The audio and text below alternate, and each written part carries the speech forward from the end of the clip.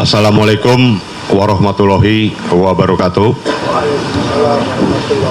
Selamat siang menjelang sore. Salam sejahtera buat kita semua. Pada sore hari ini kami tim hukum keluarga almarhum Arya Daru Pangayunan bersama-sama dengan di sebelah kanan saya istri dari almarhum Arya Daru Pangayunan.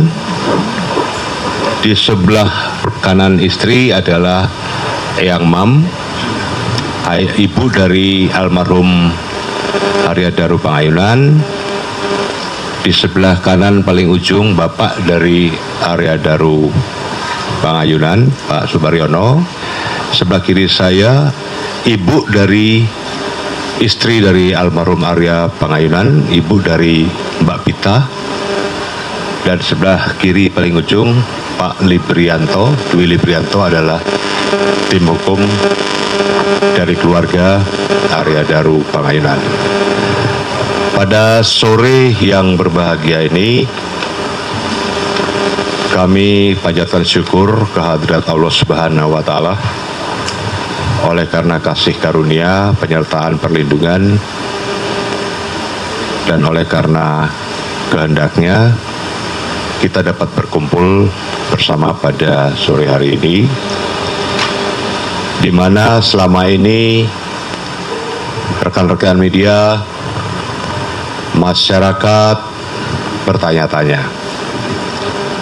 kemana istri dari almarhum Arya Daru Pangayunan, seorang diplomat yang meninggal secara misterius, dan misteri kematiannya sampai sekarang masih belum terpecahkan. Perlu saya sampaikan bahwa lewat penantian yang panjang, lewat kerja keras bersama, maka kami berusaha untuk meyakinkan kepada istri almarhum untuk speak up, untuk bangkit, dan untuk semangat. Karena mati hidup manusia adalah di tangan Allah Subhanahu wa Ta'ala. Manusia boleh berencana, tetapi Allah yang menentukan. Nah, dengan usaha kami bersama, kerja keras kami bersama tim penasihat hukum dan tim traumatic healing, dan juga orang tua, keluarga, akhirnya istri dari almarhum saat ini dapat speak up dan hadir di tengah kita. Alhamdulillah. Kenapa baru sekarang istri almarhum tampil bersama ibunda dan ayahanda? Karena kita ketahui bersama bahwa secara psikologi seseorang yang mengalami kedukaan, tentu beliau sangat mempunyai traumatik yang mendalam, ditinggal oleh sang suami dengan 2 orang anak yang masih kecil-kecil, dan juga dalam keadaan yang tiba-tiba tanpa disangka-sangka, padahal mereka sudah mempersiapkan diri begitu matang dalam keadaan riang gembira untuk mereka menuju ke satu tempat yang baru, yaitu di Finlandia, karena suaminya mendapat promosi jabatan sebagai sekretaris 2 KBRI Helsinki di Finlandia. Sekretaris 2 itu adalah jabatan menengah, promosi jabatan menengah yang sangat prestisius. Seorang diplomat dengan jabatan sekretaris 2 di KBRI. Sehingga segala persiapan sudah dilakukan, bahkan surat keputusan penugasan dari Menteri Luar Negeri sudah diterbitkan, biaya perjalanan sudah cair untuk keberangkatan, visa sudah ada, paspor sudah ada, baik untuk istri, anak-anak, bahkan orang tua dan mertua. Bahkan di dalam surat penugasan itu, almarhum diperkenankan untuk membawa serta orang tua dan mertua. Dan mereka intens saling berhubungan, berkomunikasi antara almarhum dengan istrinya, almarhum dengan ibu kandungnya, ayah kandungnya, dan juga mertuanya. Bahkan almarhum suatu ketika datang ke Jogja membawa paspor, menunjukkan dengan riang gembira kepada orang tua dan mertua serta istri dan anak-anak bahwa mereka akan segera berangkat pada tanggal 31 Juli. Di mana tanggal 30 Juli semua keluarga diharapkan sudah dapat berangkat berkumpul di Jakarta. Dengan keadaan tersebut adalah merupakan satu tanda tanya besar bagi pihak keluarga, istri, anak-anak, orang tua, mertua, kakak adik. Mereka bertanya-tanya, apa benar almarhum meninggal sedemikian rupa tanpa melibatkan pihak lain, tanpa adanya tindak pidana? Ini tanda tanya, teka-teki yang sampai saat ini belum terjawab dan belum dijawab oleh pihak penyelidik Polda Metro Jaya. Tentunya istri, orang tua sangat terguncang dengan pengumuman kematian almarhum sedemikian rupa dalam konvers oleh Polda Metro Jaya. Sehingga orang tua, istri, keluarga, mereka bingung mau berkata apa, kepada siapa. Mereka harus bertanya, mereka harus memohon perlindungan, mereka harus melakukan upaya hukum dan sebagainya. Barulah pada tanggal 22 Agustus, tanggal 21 Agustus kami dihubungi oleh pihak keluarga, saya bersama Pak Dwi Librianto, dan kami menyanggupi untuk mendampingi istri dan keluarga. Barulah kami secara perlahan-lahan berusaha untuk supaya istri, anak-anak, orang tua, mertua, mereka dapat berkomunikasi, menceritakan apa sebenarnya yang terjadi. Itu pun mereka bertanya-tanya, kita juga tidak tahu apa sebenarnya yang terjadi dengan almarhum Arya Daru. Nah, inilah yang menjadi tugas kita bersama. Alhamdulillah wa syukurillah, berkat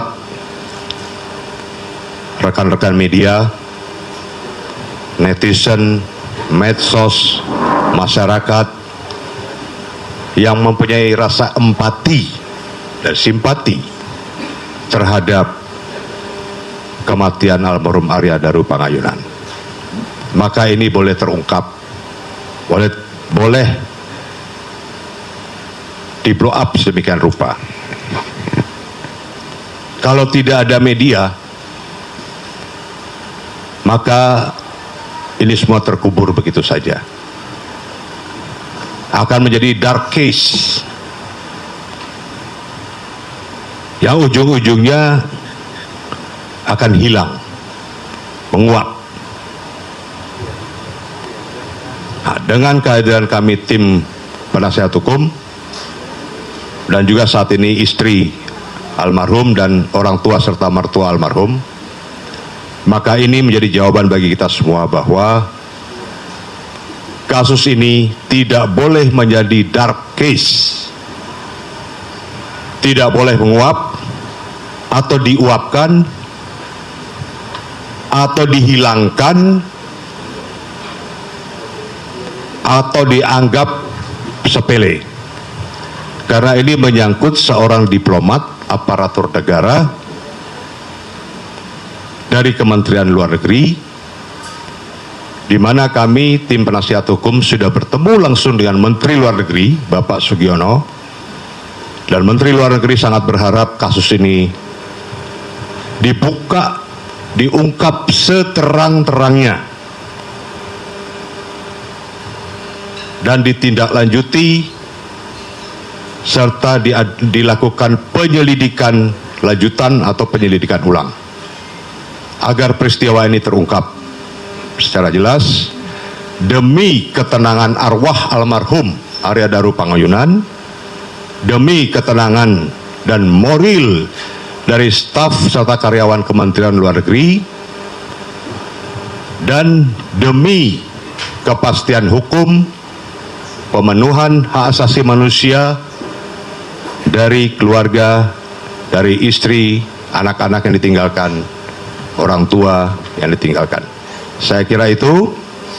Berikut ini saya akan memberikan kesempatan kepada istri almarhum Mbak Pita untuk menyampaikan isi hati dari Mbak Pita. Silakan Mbak Pita. Assalamualaikum warahmatullahi wabarakatuh. Selamat sore kepada rekan-rekan media. Pertama-tama izinkan saya untuk menyampaikan banyak terima kasih kepada keluarga, kepada teman-teman atas supportnya secara langsung maupun tidak langsung untuk saya pribadi maupun keluarga. Begitu juga dengan Bapak Kuasa Hukum. Terima kasih banyak atas dukungan dan supportnya sehingga saya bisa berdiri di sini dengan jauh lebih tegar untuk suami saya tercinta Arya Daru Pangayunan. Saya juga mengucapkan banyak terima kasih untuk rekan-rekan media yang sudah berkenan untuk datang ke sini sore ini. Sekali lagi saya mohon maaf, saya baru bisa sekarang karena alasan yang kenyataan yang tadi sudah disampaikan oleh Pak Nik.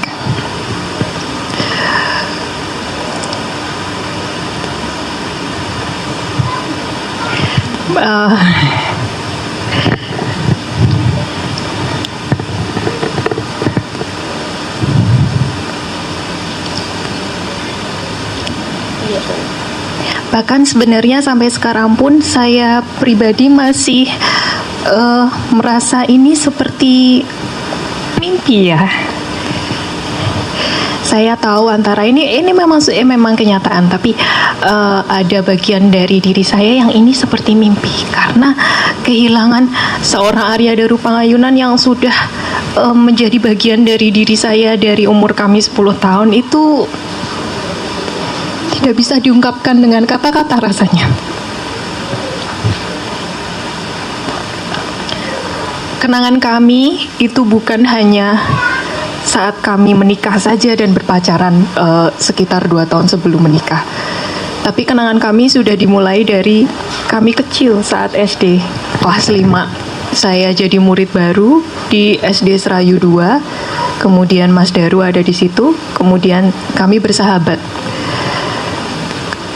Selalu kontak dari SD, main bareng, pagi siang ketemu di sekolah, sore Mas Daru sepedaan, kita kadang sepedaan bareng, kadang cuma lewat aja di rumah sambil bawa sus buatan yang mam. Kemudian SMP,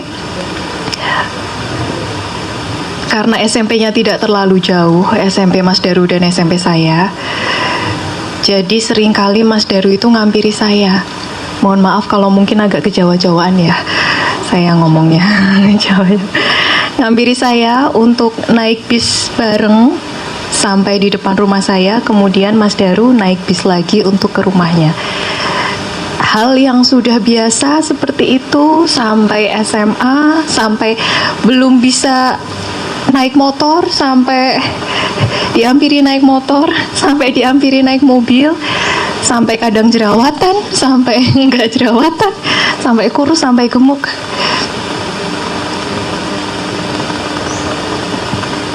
Itulah kehidupan kami.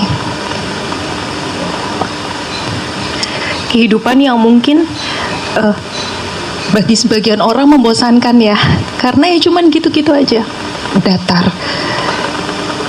Alhamdulillah sampai akhir pun kami berdua, alhamdulillah tidak pernah ada konflik yang sampai gimana gitu.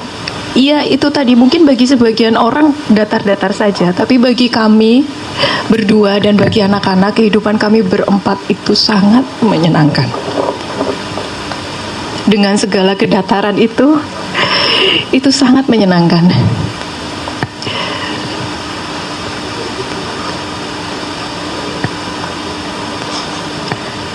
Dari saya kenal Mas Daru sampai sekarang, kalau saya boleh berbicara, Mas Daru itu adalah orang yang paling baik yang pernah saya kenal. Bukan karena saya sebagai istrinya, karena memang beliau itu pendengar yang sangat baik. Beliau sering memberikan solusi yang itu menenangkan, menjaga amarahnya. Dan saya banyak belajar kesabaran dari beliau, menjaga lisannya untuk tidak menyakiti orang lain. Dan fakta tersebut tidak akan berubah sampai kapanpun.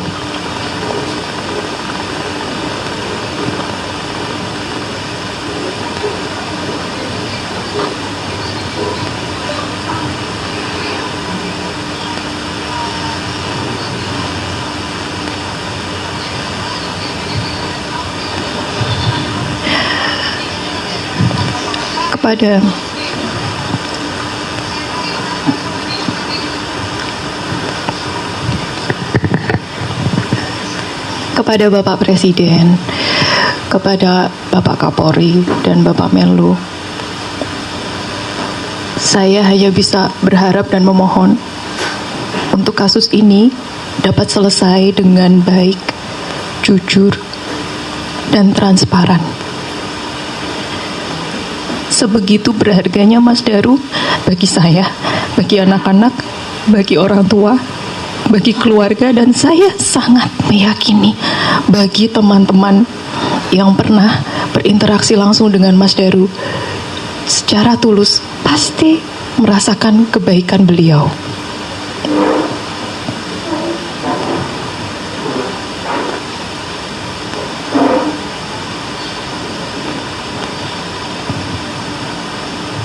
Saya masih percaya Allah itu menciptakan hati nurani di dalam hati masing-masing orang.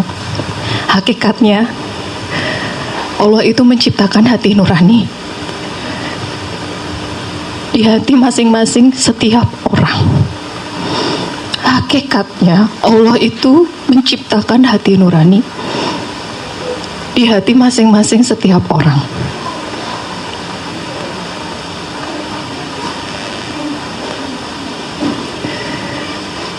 Saya mewakili diri saya dan keluarga dan anak-anak, berharap semoga hati nurani itu tidak sepenuhnya dihilangkan. Karena itu berarti Anda mengelak dari apa yang sudah baik, yang sudah diciptakan oleh Allah Subhanahu wa Ta'ala. Itu saja mungkin, Pak. Terima kasih sekali lagi. Baik, Mbak Pita, mungkin ada yang mau ditambahkan dari Ibu Mbak Pita. Silakan. Bismillahirrahmanirrahim. Assalamualaikum warahmatullahi wabarakatuh. Sebelumnya saya terima kasih sekali untuk semua yang telah mendukung, untuk semua yang telah menolong, dan untuk semua orang yang simpati terhadap Daru. Saya sebagai mertua sebetulnya sudah kenal Daru mulai dari SD. sampai SMP dan sampai menjadi menantu saya yang terbaik. Daru itu orangnya baik banget. Daru tidak pernah cerita yang macam-macam. Daru tidak pernah berbuat yang macam-macam. Kebetulan dia itu senang main piano dan saya yang nyanyi. Itu saja kalau di rumah.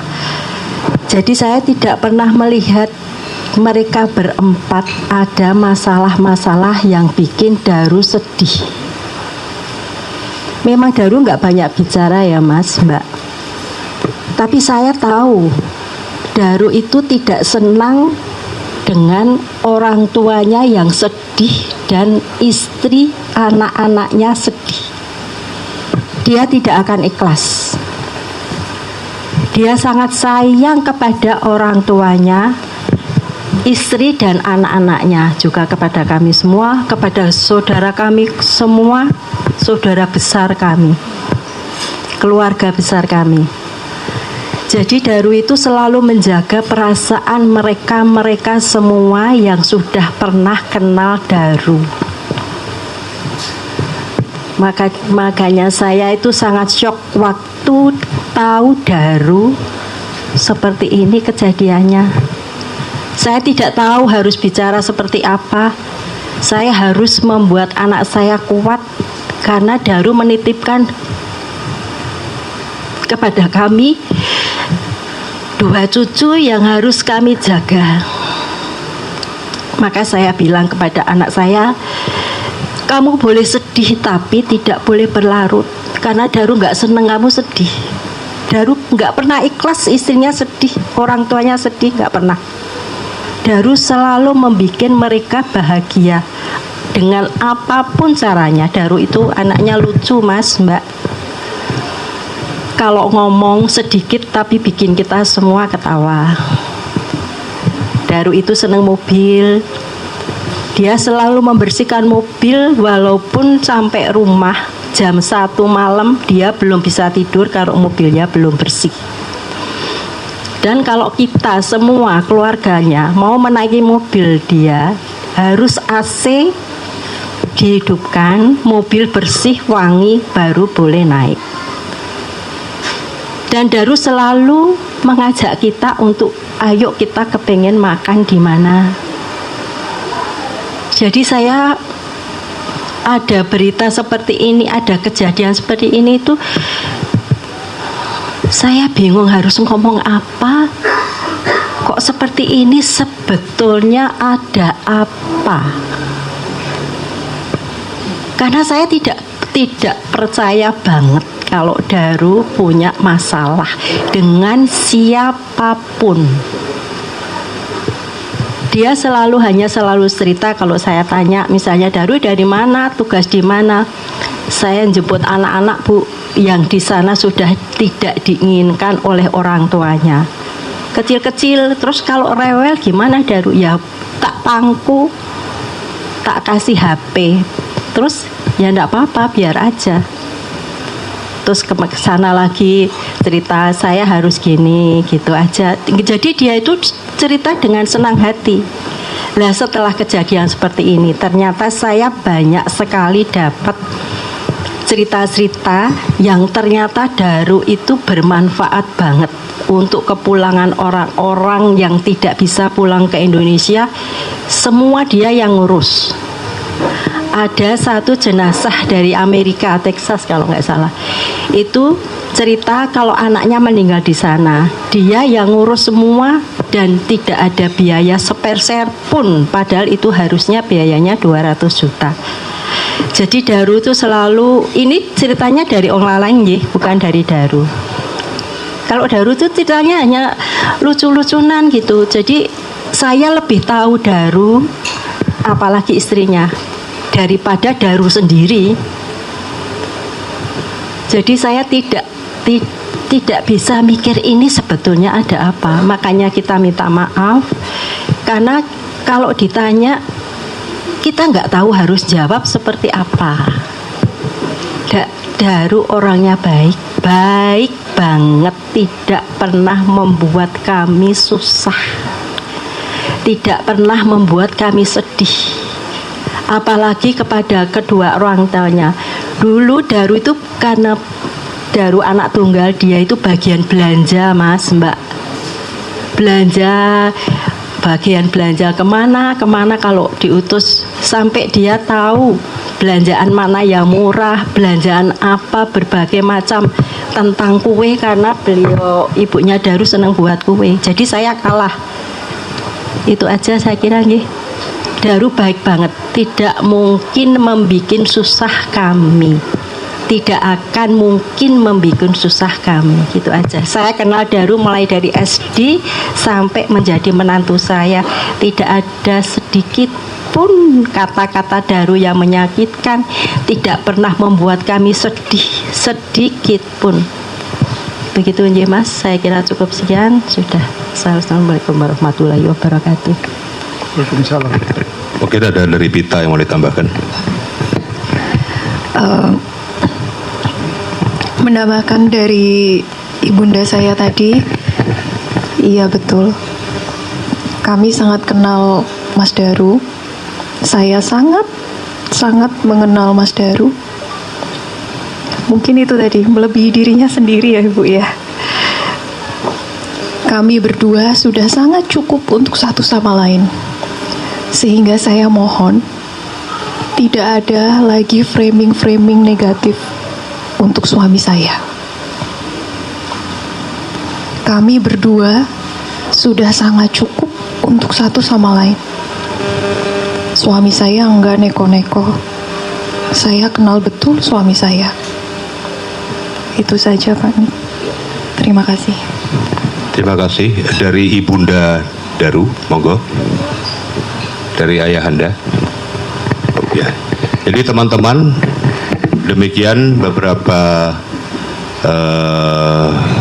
hal yang disampaikan langsung oleh istri dan ibu mertua dari Daru, bahwa Daru dan almarhum Arya Daru Pangayunan itu sudah berhubungan sejak lama, masih dari SD, SMP, SMA sampai menikah dengan Mbak Pita. Kata kuncinya tadi adalah ibu mertua, istri, ibu kandung, ayah kandung lebih mengenal Daru daripada Daru sendiri mengenal dirinya sendiri. Oleh karena itu, permintaan mereka, janganlah membuat framing negatif terhadap almarhum Arya Daru Pangayunan. Tolong, baik itu pihak manapun, stop membuat framing negatif terhadap almarhum. Berikanlah ketenangan pada almarhum untuk beristirahat di alamnya. Berikanlah ketenangan kepada keluarga, istri dan anak-anak. Saya kira itu, mungkin saya serahkan kembali ke Pak Lukman. Ada yang mau disampaikan? Cukup? Ada pertanyaan?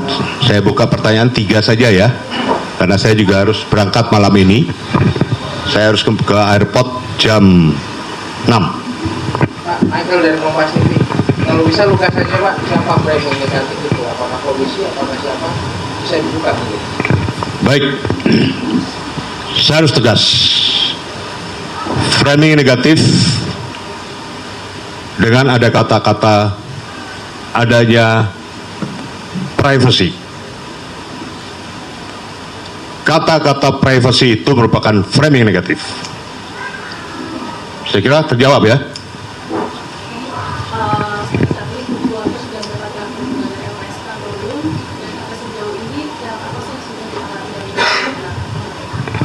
Baik, teror yang dialami oleh keluarga Daru, pertama pada tanggal 9 Juli sekitar pukul 9 malam setelah tahlilan, mendapatkan amplop yang berisi styrofoam, bunga kamboja, hati, dan Bintang. Itu teror pertama.